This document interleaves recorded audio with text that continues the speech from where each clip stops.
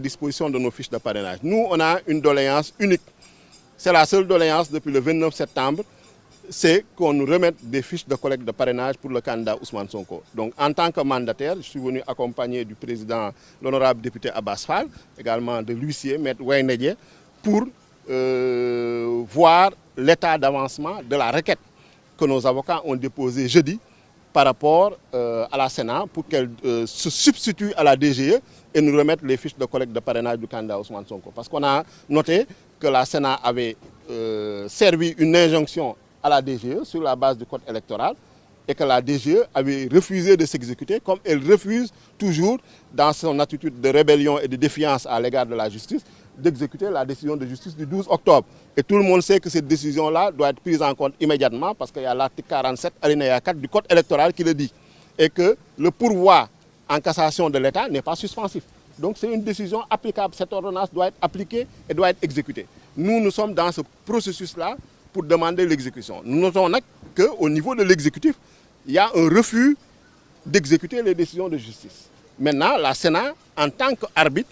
en tant que superviseur du processus électoral et qui doit contrôler le processus électoral, a des pouvoirs d'injonction, des pouvoirs de dessaisissement et des pouvoirs de substitution. Et nous lui avons demandé de faire valoir ces pouvoirs de substitution.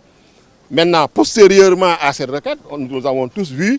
que le président de la République a fait une ingérence intempestive dans le processus électoral pour essayer de paralyser la Sénat. Donc ça a été noté en sortant un décret de nomination en remplaçant tous les membres de la Sénat. Mais en attendant que la nouvelle équipe s'installe, l'équipe sortante doit gérer les dossiers en cours. Et nous sommes venus dans ce cadre-là. Et également, il faut dénoncer ce décret-là qui a été pris parce que c'est un décret antidémocratique, c'est un décret illégal, c'est un décret qui ne respecte pas la Constitution, qui ne respecte pas la loi portant création et organisation de la Sénat, qui ne respecte pas le code électoral. Parce qu'on a vu des membres qui ont été nommés, mais qui ne sont ni neutres, ni impartiaux, qui ne sont pas indépendants et qui ont été à un moment de leur vie des soutiens à l'APR ou à Benno Bokk Yakaar. Donc le critère de neutralité et d'intégrité et d'indépendance des membres de la Sénat a été violé. On a vu également d'autres membres qui ont été nommés dans des conditions qui posent problème, puisqu'on ne peut pas nommer quelqu'un qui est membre du Conseil constitutionnel, il faudrait qu'il démissionne. Donc voilà en tout cas un ensemble d'irrégularités, un ensemble d'illégalités qu'il faudrait quand même dénoncer. Et tout à l'heure, le ministre de l'Intérieur, c'est d'ailleurs pourquoi on est venu cet après-midi, pourquoi on n'est pas venu ce matin, on recevait à l'Assemblée nationale en commission des finances le ministre de l'Intérieur, Sidiki Kaba. Il a été interpellé par les députés sur son refus de remettre les fiches de parrainage. Mais malheureusement, comme le DGE Thiendella Fall, qui était présent également, il n'avait pas d'argument à présenter parce qu'il a essayé de dire que la décision de justice du juge de l'ordonnance n'était pas définitive et qu'il fallait attendre la décision de la Cour suprême. À cela, on a objecté que, quand même, en tant qu'avocat, soit il est de mauvaise foi, soit c'est de l'incompétence. Parce que tout le monde sait que l'ordonnance que le juge du tribunal d'instance a rendue a été rendue en premier et dernier ressort. Il n'y a pas d'appel. La seule possibilité, c'est un pourvoi de cassation. Et en matière administrative, les pourvois en cassation ne sont pas suspensifs, sauf des cas limitatifs qui sont énumérés dans l'article 36 et 74.2 de la loi portant organisation de la Cour suprême. Or, le contentieux de l'inscription sur les listes électorales n'en fait pas partie. Donc la décision, l'ordonnance du président du tribunal d'instance de Ziguinchor est exécutoire immédiatement. Et c'est ce que dit l'article 47 alinéa 4 du code électoral. Donc ils n'ont pas d'argument, ils sont dans une attitude de rébellion, ils sont dans une attitude de défiance à l'égard des institutions de la justice. Et nous demandons que justice soit faite, que force reste à la loi, que les décisions de justice soient exécutées. Et c'est ce que nous avons demandé à la Sénat. Donc malheureusement, nous n'avons pas trouvé le président ici, mais nous allons revenir dès demain matin pour en tout cas poursuivre cette procédure-là pour qu'on puisse recouvrer nos fiches de parrainage dans les meilleurs délais. Jallali TV. Voilà, donc salam alaikum. Dañ fi ñëw tey commission électorale nationale autonome pour laaj suñuy fiche de collecte de parrainage yi nga xam ne DGE moo ñu ko waroon jox te bañ ñu ko jox ci ndigalu ministère de l'intérieur muy Sidiki Kaba ak président Macky Sall parce que dañu gis ni Sénat ba nga xam ne moom dafa jox injonction DGE maanaam dafa bind bataaxal DGE ñun bu DGE bañee Sénat bind ko ne ko na jox fiche de parrainage yi na ko jox mandataire Ousmane Sonko DGE tontu ko ne moo bañ moo lank du ko def loolu bu ñu ko defee bu ko DGE defee ñun dañu saisiraat Sénat pour laaj Sénat na jël ay responsabilités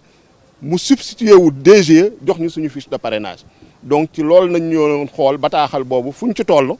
est-ce que procédure bi fu ñu ci toll pour mun a jot si suñu fiche de parrainage donc bu ñu ñëwee léegi dañu fekk nag président bi dafa génn secrétaire général bi nekku fi mais du tee ñu dellu si waat suba pour topp procédure bi topp en tout cas dossier bi pour mun a jot suñu fiche de parrainage nu mu gën a gaawee parce que loi bi muy code électoral may na Sénat jël ay responsabilités lu DGE daful bañ ko def te violer code électoral Sénat jël responsabilité jox ñu suñu fiche de parrainage donc si loolu nañu nekk nii moo tax tey ñu ñëw fi ak l'honorable député président Abbas Fall ak suñu huissier donc pour gisanteeg le président de la Sénat ou les responsables de la Sénat dans ce cadre-là. donc tey suba ñoo ngi woon Assemblée nationale ñu recevoir en commission des finances pour l'examen du budget le ministre de l'Intérieur Sidiki Kaba interpellé nañ ko ci problème mu fiche des parrainages interpellé nañ ko également ci décret ba nga xam ne Macky Sall jël na ko pour remplacer membre Sénat yi bu ñu ñoom demander daf seen liggéey dañu daf seen liggéey demander DGE mu jox ñu fiche de parrainage mu mel ni loolu sanction la donc bu ñu ko laajee amul dara loo xam ne tontu na ko lu leer wala loo xam ne mën na convaincre député yi lu mu ci tontu rek mooy waa DGE yaakaar naa lu ñu bindoon seen communiqué bi mais tontu boo xam ne yow doo citer article doo citer référence juridique doo citer code électoral doo citer dara di wax loo xam ne naan wéy décision de justice ba juge Ziguinchor bu mu jël décision bi définitivul donc dañu xaar cour suprême su cour suprême dogalee ñoom état dinañu appliquer décision cour suprême te loolu gëmuñu ko parce que ku appliqué wul décision justice président tribunal d'instance mënuñu gëm ni di nga appliquer décision cour suprême mais suñu cour suprême joxee dëgg donc ñoom lu ñu war a def mooy appliquer code électoral lu mu wax code électoral lu mu wax mooy décision su jibee ci wàllum contentieux inscription sur les listes électorales dañ ko war a appliquer immédiatement si saa si mais loolu nañuy bañ a def depuis le 12 octobre te loolu nag dafa mel ni ñoom ñoo ci lëkkaloo ñoo ci ànd ñoo ci déggoo pour jéem ñoo bloqué parce que soo ñëwee DG ñu ne non du DG daaf nga war a dem soo demee daaf ñu ne non du daaf ministère de l'intérieur nga war a dem te ñooñu ñëpp benn kuréel bi la ministre de l'intérieur te juge bi bu mu jëlee décision mais dafa laaj exiger maanaam dafa santaane waa ministère de l'intérieur ak service yëpp ñu delloo Ousmane Sonko ci liste électorale yi ci fichier électoral bi donc ñu ko war a def xam nañ leen nañ def seen liggéey delloo Ousmane Sonko ci liste électorale bi jox ko fiche de parrainage parce que loolu la juge bi wax juge bi bu nga ko waxee tamit commission électorale nationale autonome bii nga xam ne mooy saytu lépp luy processus électoral laajaat demander également DGE mu def loolu mais DGE bañ na appliquer décision de justice bi bañ na appliquer injonction Sénat bi gis nañ nag waa Sénat ñoo ngi leen di jéem a xoqatal jéem leen jaay doole comme ni ñu ko tàmm dafee parce que membre yu fi nekkoon yëpp wàccee nañ la indiwaat ay membres yu bees te si membre yu bees yooyu gis nañ ci ñoo xam ne APR lañu bokk wala en tout cas Benno Bokk Yaakaar la ñuy kii. laata loolu yaakaaroon ni loolu mën a indi jafe-jafe wala jafe-jafe ci procédure bi ngeen bëgg. waaw xam nga administration dafa am lu ñuy woowee continuité du service public ak nu mu munti demee administration daa war a continuer di fonctionner tey mënuñoo nekk ci biir processus électoral parce que élection yi démarré nañ. ñoo ngi ci processus électoral bi ñoo ngi ci parrainage institution buy mel ni Sénat liggéeyam taxaw. donc ñu fi ne ñoom dañuy continuer dossier yi ñu fi bàyyi le temps ñu bees ñi mun a installé wu loolu mooy administration donc moo tax ñun loolu tiitaluñu loolu jaaxaluñu moo tax ñu ñëwaat fi tey pour xool dossier bi fu mu toll te nañ ko toppaat incha allah suba nañu ñëwaat topp ko ba fu mu mun a yem incha allah lu code électoral wax mooy Sénat jël fiche de parrainage yi jox ñu ko pour en tout cas pour le candidat Ousmane Sonko. Jàllale TV. waaw ñu si bëri yaakaar naa lu man maa ko wax yéen seen mbokk journalistes yi ñoom ñoo def seen i investigation génnee ni ñenn ñi dañ doon campagne APR wala Benno Bokk Yaakaar ci ay élections locales élections municipales wala élection présidentielle te loolu yaakaar naa ni loi ba nga xam ne moo créé Sénat ak code électoral dafa ne loolu mënul ne koo xam ne da ngay bokk commission électorale nationale autonome da ngay tëddee njaaxaanaay day fekk koo xam ne ku indépendant la ku neutre la farul fenn musoo far fenn musuñu la xamee ci parti politique musuñu la xamee ci mouvement donc mais ñooñu ñu gis noonu ñu Macky Sall nommé ñenn ñi ay xaritam nañu ñenn ñi ay jegeñaaleem nañu ñoo xam ne ci wàllum politique donc loolu nag yaakaar naa ne décret boobu Macky Sall da ko war a retirer parce que am na possibilité retirer décret autorité mën na juum autorité mën na def décret ay erreur mais soo ko defee da ngay def lu ñuy woowee retrait